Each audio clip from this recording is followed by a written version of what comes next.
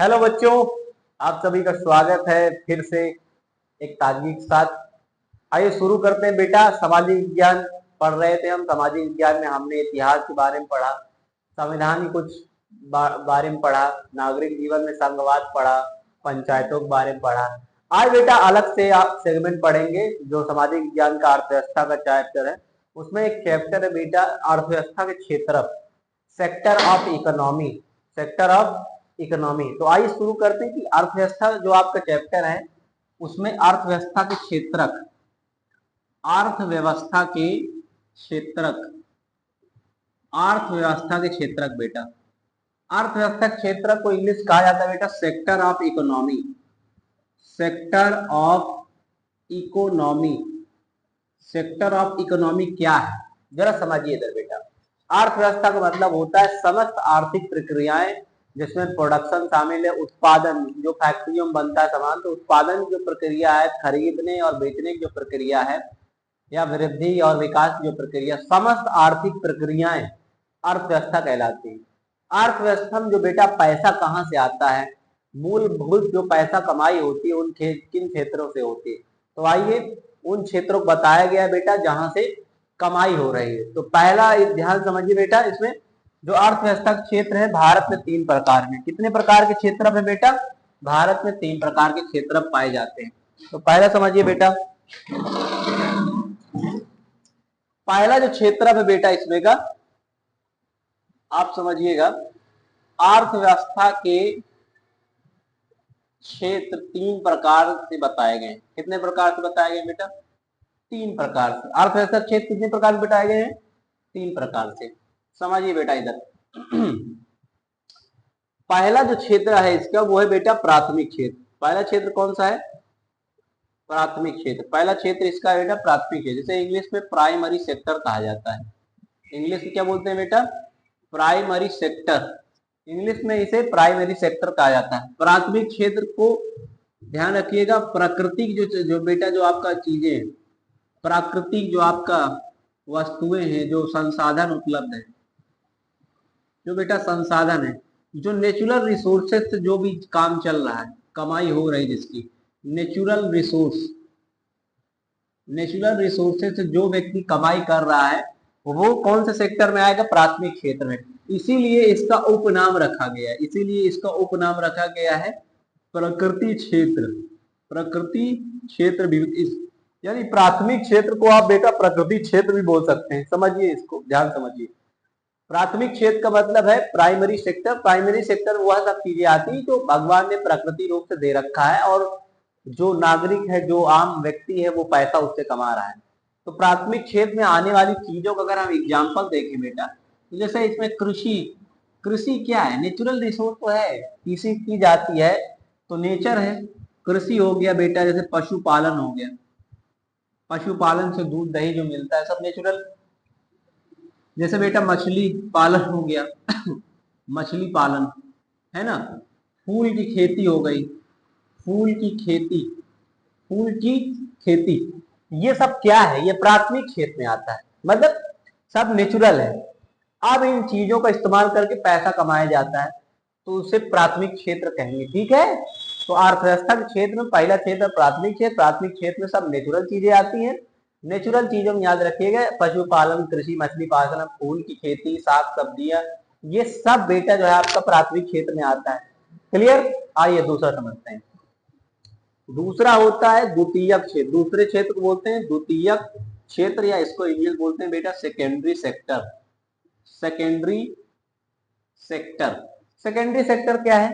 तो secondary sector समझिए, secondary sector बेटा समझिए, सेकेंडरी सेक्टर जो है आपका मूलतः, ध्यान समझिए, प्राथमिक चीजों का जब, प्राथमिक चीजों का हम जब, प्राथमिक जो बेटा क्षेत्र है, प्राथमिक क्षेत्र का इस्तेमाल उत्पादन, जब इसको उत्पादन किया जाए, इससे ही कुछ ना कुछ नया बना दिया जाए, इससे ही कुछ ना कुछ नया निर्माण करके जब बेचे हैं।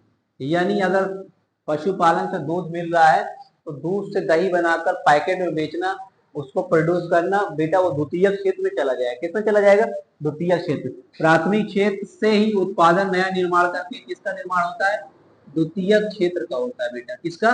द्वितीयक क्षेत्र का होता है, यानी सेकेंडरी सेक्टर का निर्माण किससे होता है? प्राथमिक क्षेत्र से। जैसे दूध मिला तो दूध से दही बन गया तो पैकेजिंग कर दी हमने, पैकेजिंग कर गई तो बन गया बेटा सेकेंडरी सेक्टर, यानी प्रोडक्शन वाला जो क्षेत्र है। आप सेकेंडरी क्षेत्र को बेटा प्रोडक्शन सेक्टर भी कह सकते हैं। सेकेंडरी सेक्टर क्या कहा जाता है? प्रोडक्शन सेक्टर भी कह सकते हैं आप, उत्पादन क्षेत्र कह सकते हैं।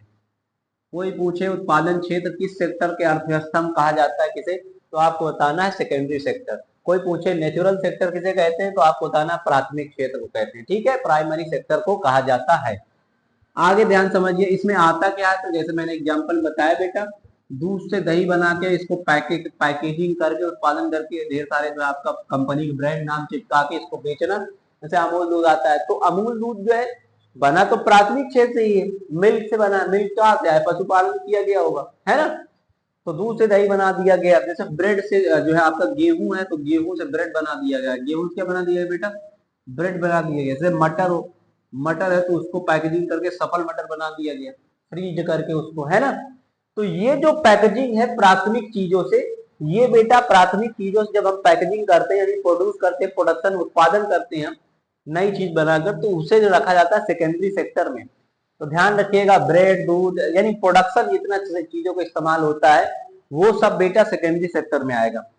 तीसरा जो अर्थव्यवस्था का लास्ट क्षेत्र है मूलभूत रूप में, तो अर्थव्यवस्था से पैसा कमाने की बेसिक चीजें यही, ठीक है।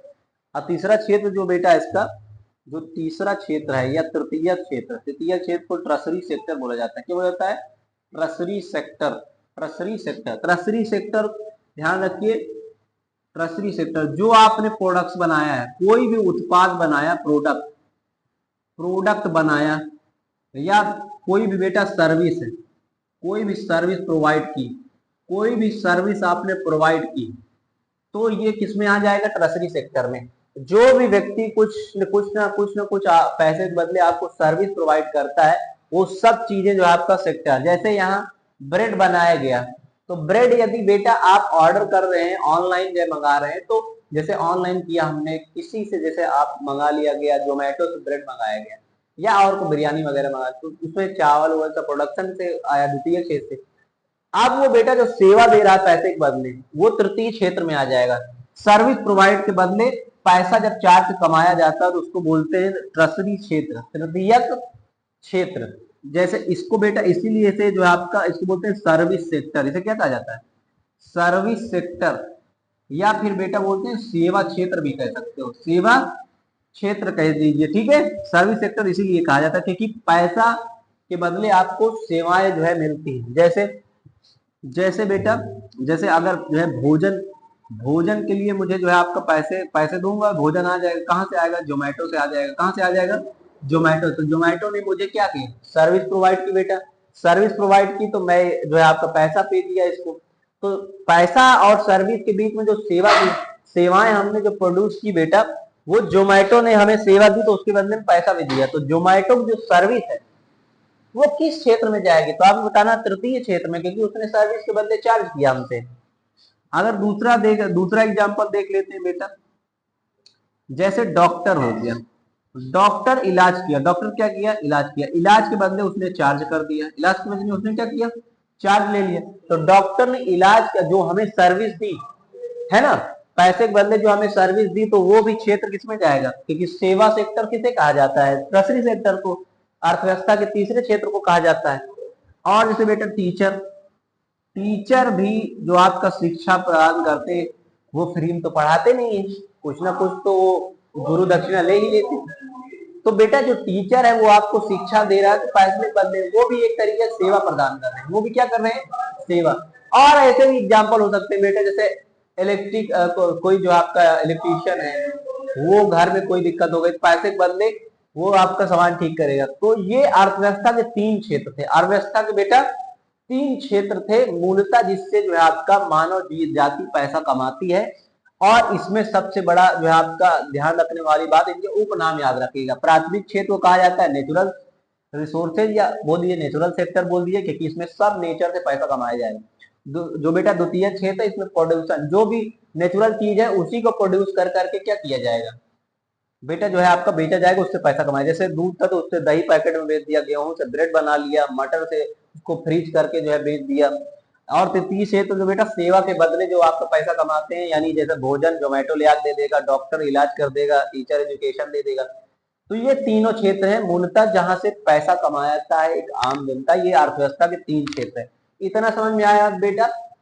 आप ये वीडियो आपको अच्छा लगा हो तो आप जरूर कमेंट कीजिएगा। आप सभी का धन्यवाद। हाँ तो दोस्तों आपने समझा कि कैसे अर्थव्यवस्था के तीनों क्षेत्र जो है आप काम करते हैं। पहला प्राइमरी सेक्टर बेटा, दूसरा सेकेंडरी सेक्टर, तीसरा ट्रसी सेक्टर। ट्रसी से तीसरा जो सेक्टर को बोलते हैं सर्विस सेक्टर, जो बेटा सेकेंडरी सेक्टर उसको बोलते हैं प्रोडक्शन सेक्टर, और प्राइमरी सेक्टर जो होता है उसे बेटा बोलते हैं हम नेचुरल सेक्टर बोल देते हैं, जो नेचुरल रिसोर्स चलता है। अब बेटा आइए समझते हैं कि और सेक्टर है वो अलग अलग आधार पर है। तो आइए जरा समझते हैं बेटा। पहला जो आपका सेक्टर है उसको संगठन के आधार पर बांटा गया। संगठन के आधार पर क्षेत्र, संगठन के आधार पर क्षेत्र। तो बेटा टाइप्स ऑफ ऑर्गेनाइज सेक्टर जो है आपका ऑर्गेनाइजेशन के रूप में जब क्षेत्र को बांटा जाता है तो समझिए ये 2 प्रकार से बांटा जाता है। पहला जो क्षेत्र होता है बेटा, पहला क्षेत्र को बोलते हैं बेटा संगठित क्षेत्र। संगठित क्षेत्र, संगठित क्षेत्र का मतलब है वह क्षेत्र जहां रोजगार स्थायी है। रोजगार क्या है? स्थायी। यदि आपको कोई काम दिया गया, नौकरी दी गई है तो बेटा वो परमानेंट है, और जो आपका बेटा स्थायी है, और आपकी सैलरी वगैरह भी समय से आएगी। समझ रहे हो? आपके लिए कुछ संरक्षण भी प्रदान होगा कि आप कहाँ काम करेंगे, अच्छी जगह काम करेंगे। तो वह क्षेत्र जहां पर रोजगार मतलब नौकरी आपकी परमानेंट, सैलरी भत्ता आपको सुख सुविधाएं मिले। समझ रहे हो? तो वह क्षेत्र जो आपका कहलाता है संगठित क्षेत्र, ऑर्गेनाइज सेक्टर। Organise sector. जैसे बेटा हम अगर इसमें बात करें, जैसे इसमें बात करें बेटा, और तो बेटा जो ऑर्गेनाइज सेक्टर होता है इसमें ध्यान दो, जैसे रेलवे, जैसे बेटा रेलवे, तो रेलवे में कोई नौकरी पाता है तो वो जो आप किस सेक्टर में जाएगा। अगर कोई पूछे रेलवे में कोई नौकरी कर रहा है, जॉब कर रहा है, वो किस क्षेत्र का है? तो संगठित क्षेत्र का, क्योंकि उसका रोजगार स्थायी है, परमानेंट है। उसका जो बेटा नौकरी है, जॉब है, वो परमानेंट है, सैलरी मिलती है, संरक्षण सुविधाएं सब मिलती है। जैसे बेटा बैंक में कोई जॉब कर रहा है तो ये भी ऑर्गेनाइज सेक्टर है। जैसे टाटा कंपनी है तो टाटा कंपनी भी ऑर्गेनाइज सेक्टर है। कई ऐसे इसमें जो आपका नौकरी पद है जो जीवन भर जो आपका आदमी काम करता रहता है, निकाला नहीं जाता है। कई ऐसे पद हैं टाटा कंपनी में। समझ में आ रही बात? संगठित क्षेत्र का मतलब है ऐसा क्षेत्र जहां रोजगार आपका स्थायी है, परमानेंट है। क्लियर? दूसरा समझिए बेटा, दूसरा है बेटा असंगठित क्षेत्र। दूसरा कौन सा क्षेत्र है? असंगठित क्षेत्र। इसको बोलते हैं अनऑर्गेनाइज सेक्टर। जो इनऑर्गेनाइज सेक्टर्स हैं वो देखिए बेटा, असंगठित क्षेत्र वह क्षेत्र जहां रोजगार अस्थायी है।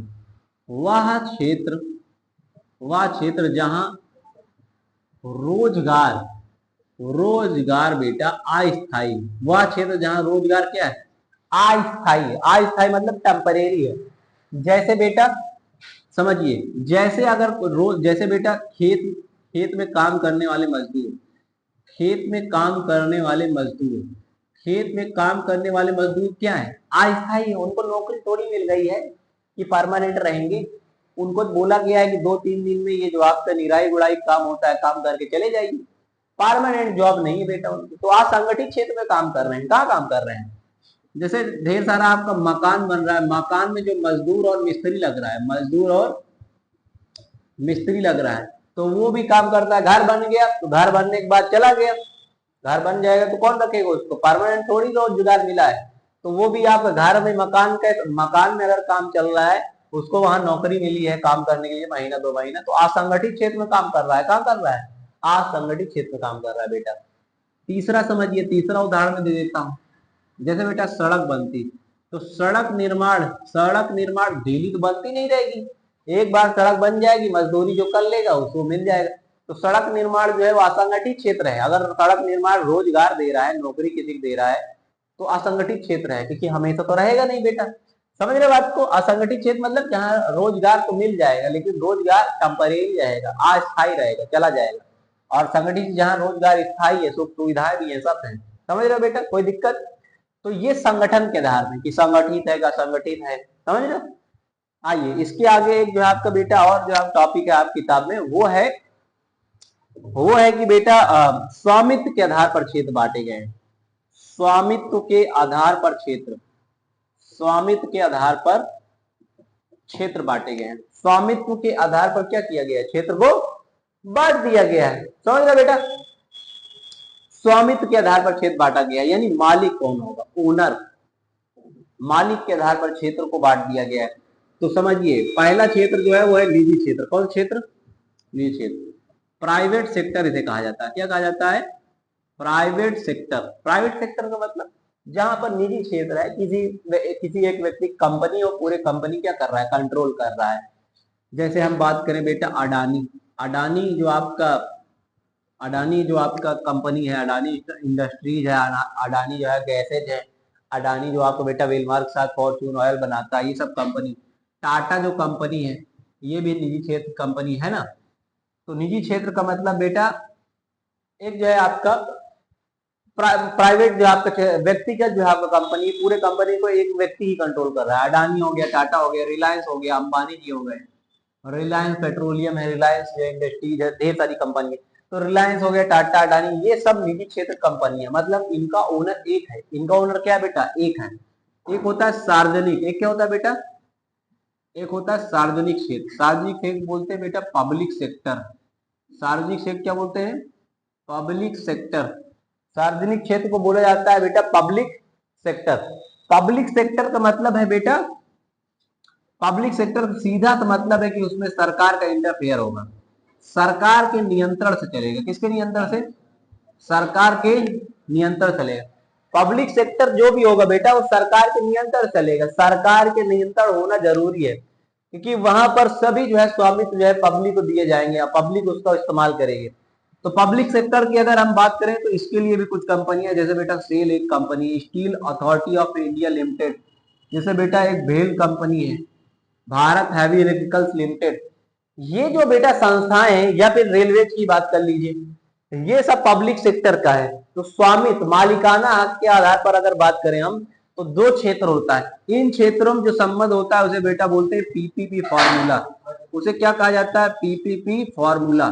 पीपीपी फॉर्मूला क्या है समझिए, पीपीपी फॉर्मूला क्या है बेटा, तो इसे बोलते हैं public private partnership. Public private partnership, public private partnership. जो बेटा पब्लिक प्राइवेट पार्टनरशिप है ये बहुत ही अच्छी चीज है, क्योंकि इससे जो है सरकार को काफी आसानी होती है कई क्षेत्रों में।